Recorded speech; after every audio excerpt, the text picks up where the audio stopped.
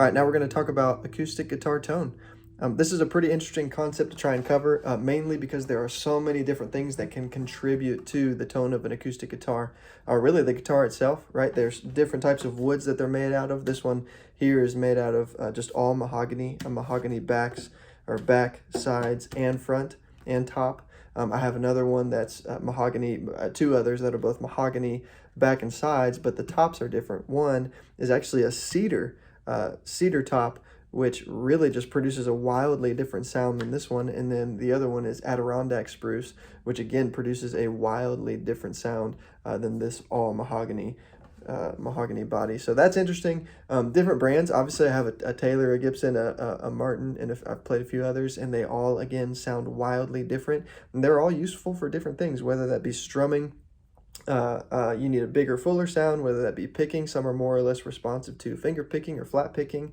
Some are better when you want to just be the rhythm in the background of it, or just kind of set into the middle of a band arrangement. Some are way better when you're playing just by yourself, instrumentally or singing. The options are limitless. Then you get into the setup of a guitar, and the options become even more limitless, right? There are the types of strings that you use. Personally, I love these Martin Retro strings, mainly because they start off a little bit bright. I like to play them for a few days just by myself before I'm actually plugging my guitar in or playing in front of anybody. But once they kind of settle in, they have the most natural woody sound, woody feel to them that I've found so far out of the types of strings that I've used. But yeah, the types of strings, I mean, I could put 3 different types of strings on this one guitar, and all 3 of them, both when they're first put on and after you've played them for a few days or a few weeks, will make the guitar sound differently.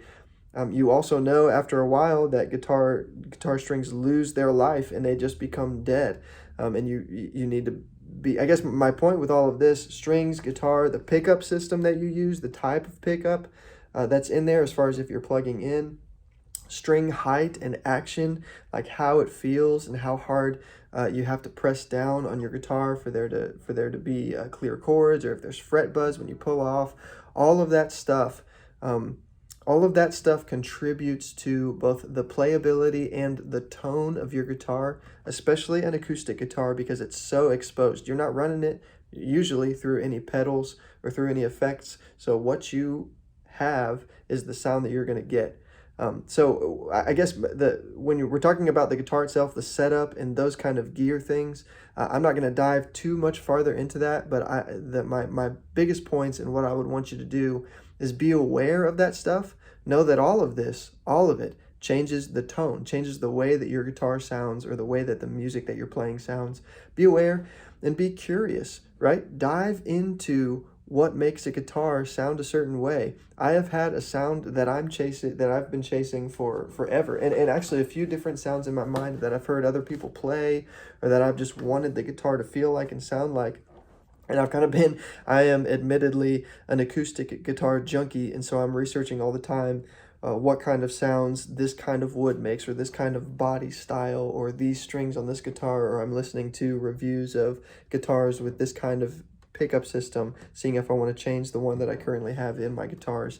Because it all really, if you're taking your craft seriously, and if you're taking your artistry seriously, you're going to want to affect as much as you can to get the sound that you want. Now, the caveat with that is everything, a lot of things cost money. And a lot of times with guitars, you get what you pay for. So if you play a few $100 guitar versus a few $1,000 guitar, a lot of times there's going to be an automatic difference.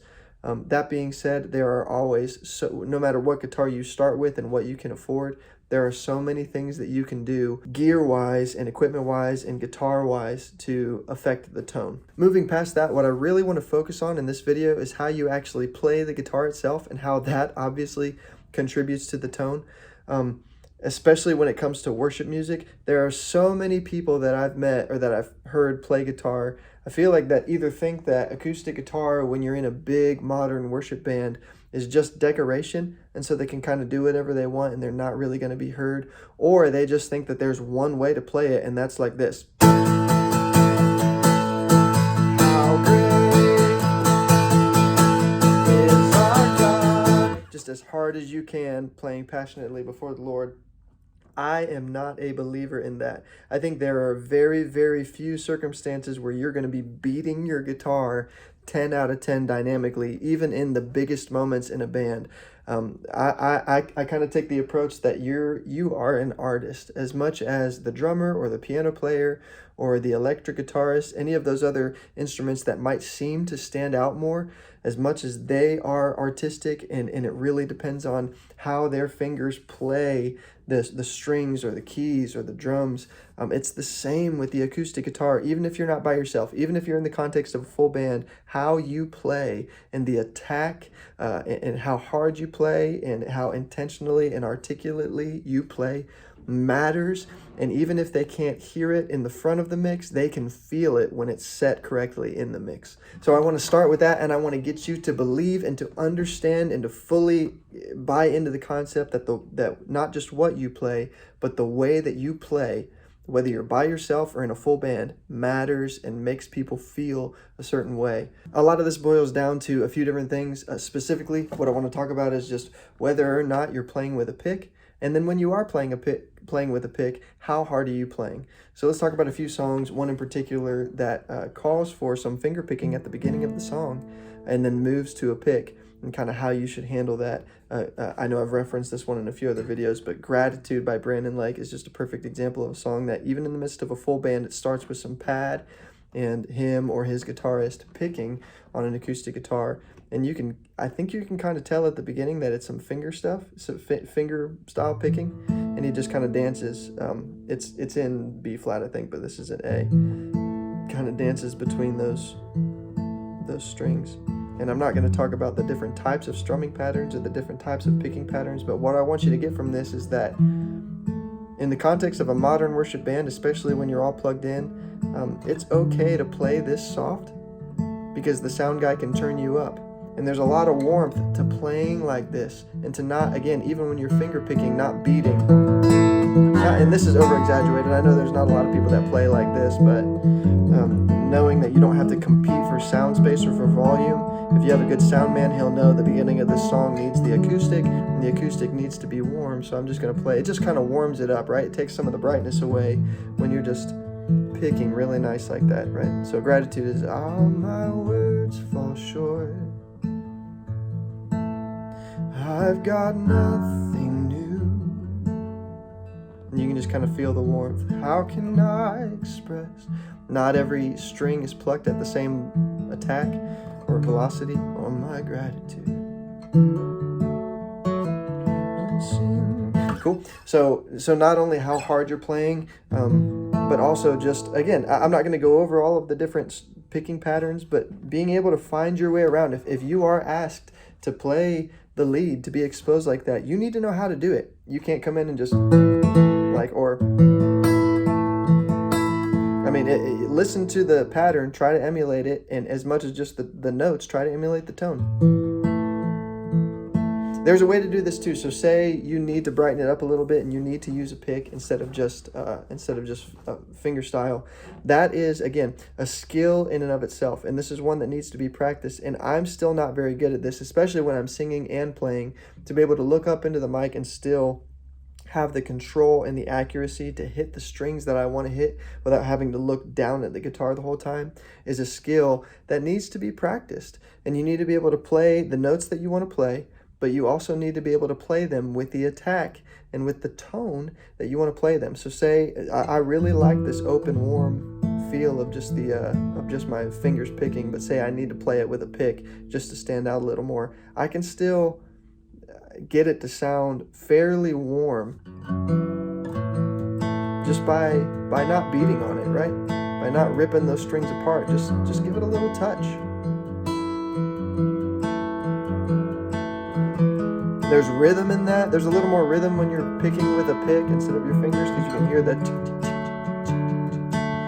which is really nice. All my words fall short. I've got nothing new. And then kind of like accentuating a few notes, but not all of them. Again, and obviously staying on the click. This is also, it's really important to practice this with a metronome, so you can do this in the sense of staying on tempo. You can do it robotically, but you can play with feeling, and you can play with emotion that waves up and down, and dynamics that wave up and down, but you can stay to that, tick, tick, tick, tick. So yeah, I mean, it's a skill, it's an art, and I guess this video mainly, or this part of the video, is just challenging you to explore it, to listen to it, to try and emulate it, to try and put a little bit of your own spin on it, but to know, oh, that's a warm sound, that's a nice intimate sound. That's what they're asking me to do, and I know how to do that on my guitar. There are some times where your guitar in and of itself may not be able to do that. Like I've played a few where I want to do this really nice picking thing, but the action is too high, or it's just like not set up correctly, and I get all this like that real weird buzzing and that kind of thing. So again, everybody has their budgetary limitations. You're probably not going to be able to just go out and buy another instrument, but just know that, just be aware of that, and see what you can do to compensate for it. The same concept applies to even when you're strumming. Again, just like I showed you a minute ago, there's not just one level of strumming, and I'm actually a big believer that you could have a $10,000 guitar, and if you are strumming, beating the mess out of it, it's just going to sound like strings. You could take a $100 guitar and a $10,000 guitar and strum them as hard as you can, and they're probably going to sound pretty similar, because all you're going to hear is a big mess of strings and buzzing, and you're not going to hear the full tone of the guitar. So compress yourself, pull yourself back, even in the biggest moments of a song when the band is jamming. You want to hear the tone of that guitar. You don't want to just hear a bunch of buzzing. Right, so another good example of this, another good example of a great guitar player and a great song that kind of moves from low dynamics to high dynamics as far as strumming a guitar with a pick is Bethel. Goodness of God. Brian Johnson, he doesn't do a lot of like crazy stuff, but his guitar playing, if you go and find the songs that he leads, or find the songs where you can hear his acoustic guitar in the mix, it is so controlled and it is so intentional. And I've listened to a few videos from him before that talk about the artistry behind knowing your instrument, being comfortable and being familiar with your instrument, not just so you can do all these crazy runs and riffs, but so that you can play it and make it feel the way you want it to feel, and the way it should feel, to invoke that sense of worship from the congregation. So right, like at the beginning of Goodness of God, he's strumming, and it's a pretty full strum, but you can tell that he's only playing at like a 3 or 4 out of 10 volume or attack wise, right? He's just really letting it sit there. And it's just the acoustic. It's featured right there.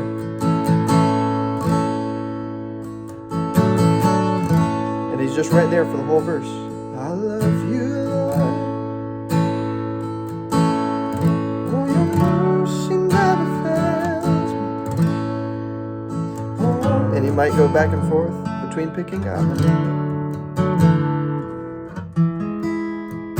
the moment that I wake, I lay my head. But to be able to do that, to be able to express yourself and not get locked into just, I love you, Lord.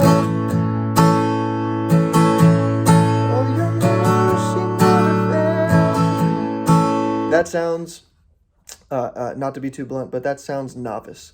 Like that sounds beginner. When you're like, oh, I got the chords, I don't need to worry about anything else. It is very professional and very skilled when you can bounce around between strumming and between picking and knowing that that's supposed to feel warm and, again, very intimate at the beginning of that.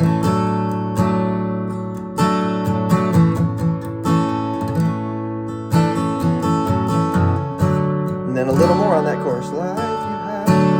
So that you can kind of give it a little more attack and a little more like regularity in your strumming pattern. All my life you have been so good.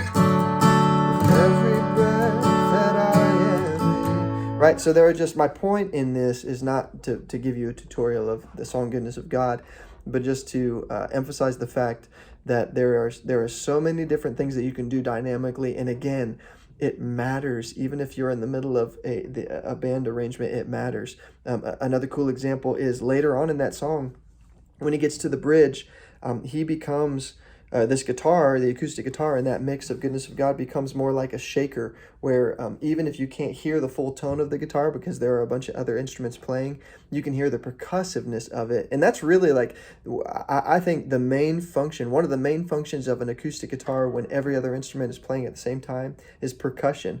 We have a percussionist in our band most weeks, but in the weeks that we don't, it's even more important for me to know, okay, I need that 8th note or that 16th note, like kind of that shaker feel. So I'm going to play like that. And so you can tell on the bridge of this song when it gets to the Your goodness is running out. So he's up, down, or down, up, down, up, down, up, down, up. And when you're listening to the full band mix, you're probably not hearing all of that lower stuff, but you are hearing the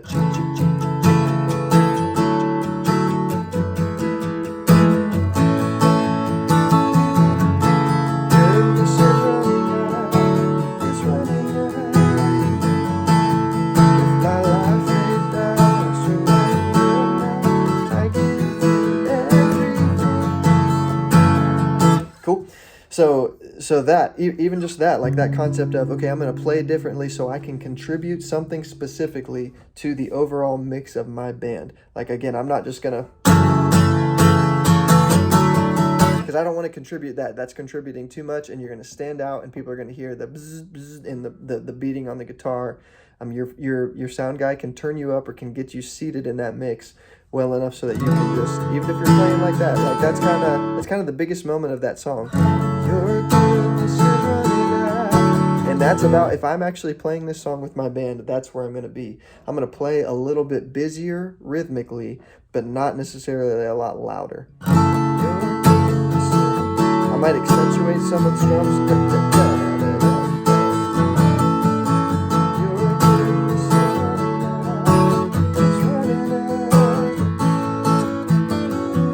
Another thing that I think is so important is the voicings or the chord shapes that you're using depending on what key you're in. So say you're playing in the key of C, right? And you're just playing these shapes down here.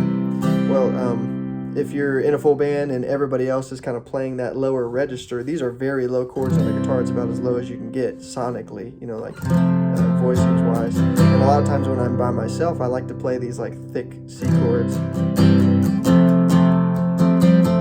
But that probably won't work in the context of a full band, especially if everybody else is playing in that lower register. So it's just being aware of that, knowing that there are a few, in this specific case, there are a few different things you can do. I can voice these chords a little bit differently. Sometimes I like to put my pinky up here at the top of the chord. So then I get that kind of droning out, and that you can kind of hold that there for most of the chords.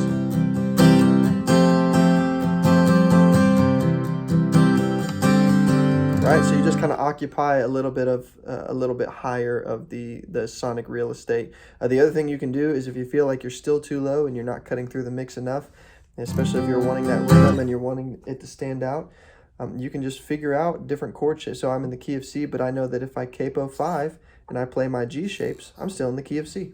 Right? And then that gives me actually even higher voicings. Like those are higher notes than I can hit, or this one at least, when I'm playing down here in just open C, and that's kind of nice. Like in the context of a band, or if there's another acoustic guitarist and they're already playing in open C, I don't want to play exactly what they're doing because it'll get lost. They'll both sound the same, but if I'm voicing it differently up here, it just kind of occupies a unique sound wave real estate, if that makes sense, and it'll let you cut through, and it'll blend better, and it'll probably contribute a little more to the band. And that's all preference, and maybe your leader doesn't want you to play a certain song in C up here. Maybe that just sounds too chimey or isn't the voicing that you want. And so you want to be able to submit too, but the big thing is for your own artistry and for being able to do what you're asked of, you want to be able to have options.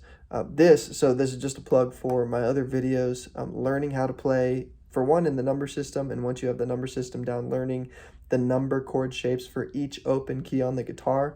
And then once you do that, knowing how to transpose from one key to the other. Or say I've learned a song in the key of C, but somebody else is going to be playing those chords and I want to voice it differently. Well, then how can I play in the key of C but play my G shapes or play my A shapes, or those kind of things.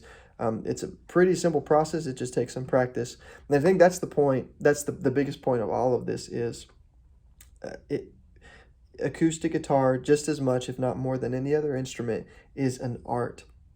And it deserves your attention. It deserves, again, being aware, being curious, and always getting better, and really being comfortable and being familiar with your instrument. When the Bible says that David played skillfully, I don't think it means he was able to run the scale as fast as he could and just shred. And maybe David was a shredder, but I think it meant that he just knew exactly how to invoke the feeling that he wanted when he played the instrument that he played. When he went and he played before Saul and he soothed him, it was because he knew how to play. He knew the dynamics to use. He knew the notes to play, the voicings, how to grow, how to build, how to die down when it was needed, to invoke worship. Right? Worship is music, and it's not emotional manipulation, but it's just using your guitar, your instrument, as a weapon and as a tool for the thing that you're trying to accomplish, both as an artist, as a band, as a worship leader. So I hope this is helpful.